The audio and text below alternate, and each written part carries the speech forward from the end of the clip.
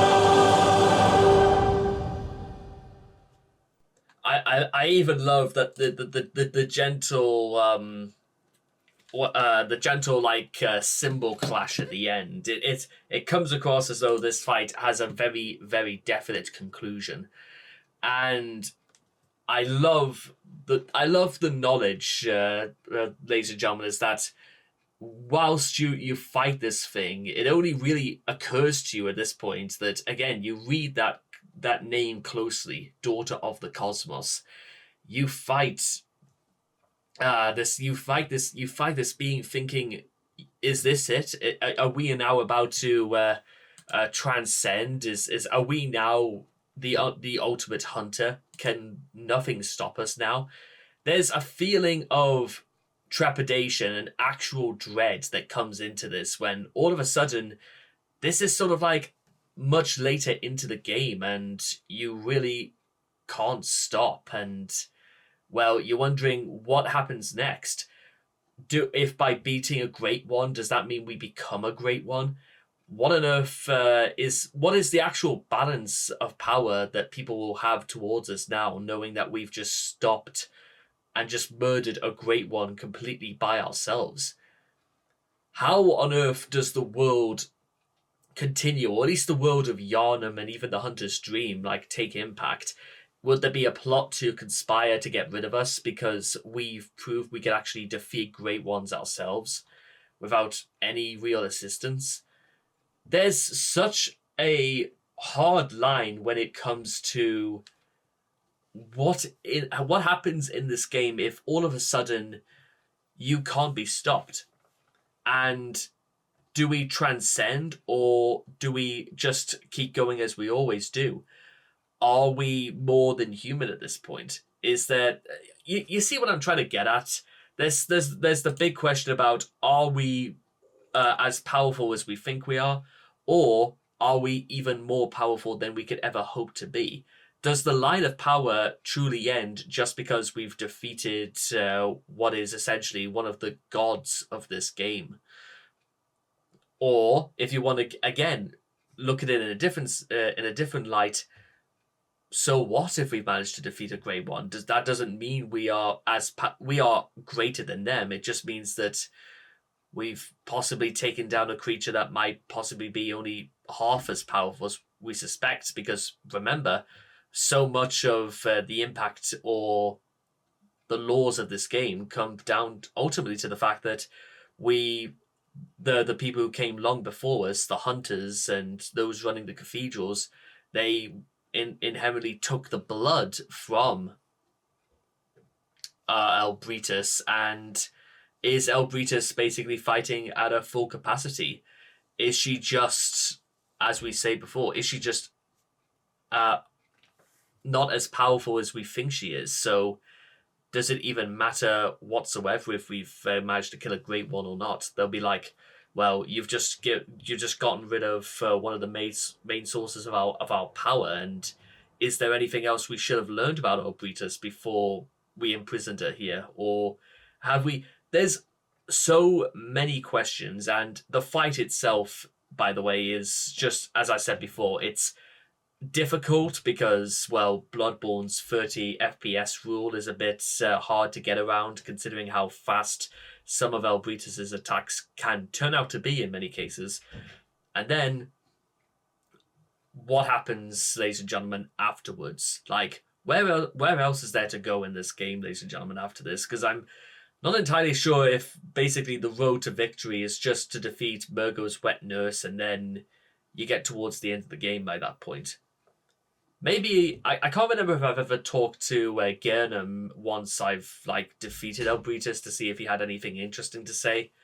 But it's all out there, ladies and gentlemen. It's certainly got to be... Maybe, again, I should just stream this game again, and maybe I'll just play it again just to basically 100% know everything that does happen. That might be a bit more interesting than at first sight. So, with all that being said and done, I hope all of you guys have enjoyed this reaction to Ebritas, Daughter of the Cosmos from Bloodborne, and I cannot wait to see all of you guys again in the next video. Take care, and bye-bye for now.